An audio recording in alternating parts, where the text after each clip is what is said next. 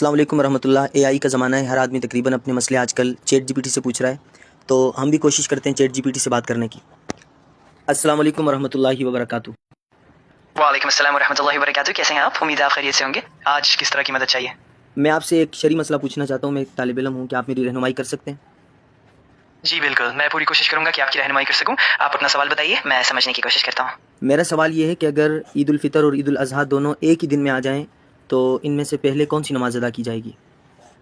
یہ واقعی ایک دلچسپ سوال ہے۔ عام طور پر علماء کا اختلاف اس بات پر ہوتا ہے کہ اگر دونوں عیدیں ایک ہی دن میں آ جائیں تو عید الفطر کی نماز پہلے ادا کی جائے گی یا عید الاضحیٰ کی۔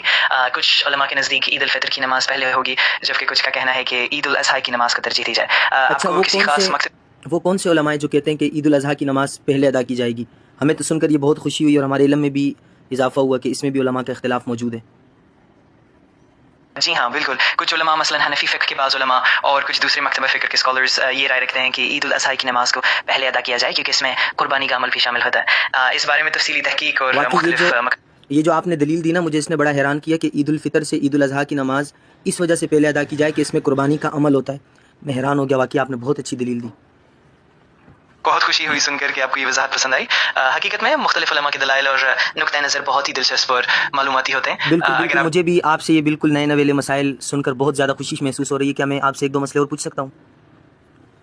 جی بالکل، آپ بے شک جو بھی سوال کرنا چاہیں پوچھ سکتے ہیں۔ دیکھیں جی، یوم عرفہ کے دن 9 ذی الحجہ کو حاجی روزہ نہیں رکھ سکتے، لیکن اگر 9 ذی الحجہ کو رمضان آ گیا تو کیا وہ روزہ رکھ سکتے ہیں؟ لیکن اگر رمضان کا مہینہ آ گیا 9 کو تو پھر کیا کریں گے؟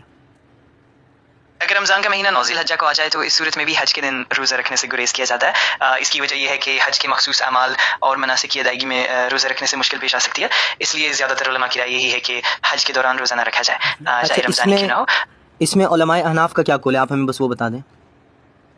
علماء احناف کے نزدیک بھی یہی ہے کہ 9 ذی الحجہ کو حج کے دن روزہ رکھنا جائز نہیں ہے، چاہے وہ رمضان کا دن ہو یا نہ ہو۔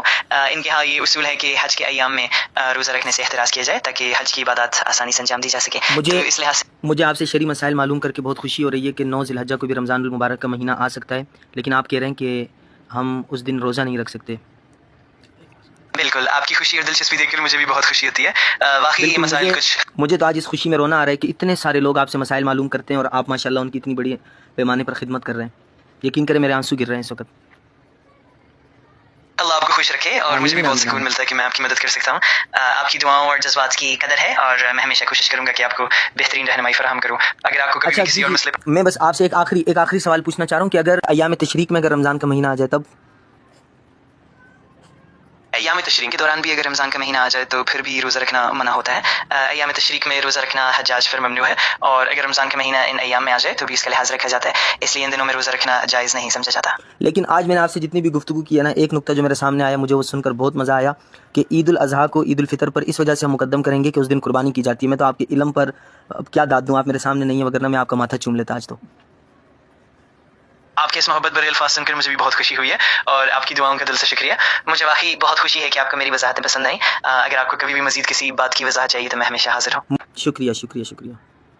یہ دیکھیں بھائی، ہم چیٹ جی پی ٹی سے دینی مسائل معلوم کرتے ہیں اور وہ ہمیں اس طرح کے مسائل بتا رہا ہے۔ ایک ہی پیغام ہے کہ اپنے علماء سے رابطے میں رہیں، علماء کرام سے مسائل معلوم کرنے کی کوشش کریں، وہ بھی مستند علماء کرام، اے آئی کی طرح جنریٹڈ علماء کرام نہ ہوں کہ جو آدھا پونا علم رکھتے ہوئے فتویٰ دیتے تھے، بلکہ جید علماء جو دین کا علم رکھتے ہیں اور انہوں نے باضابطہ طور پر دین کو پڑھا ہے۔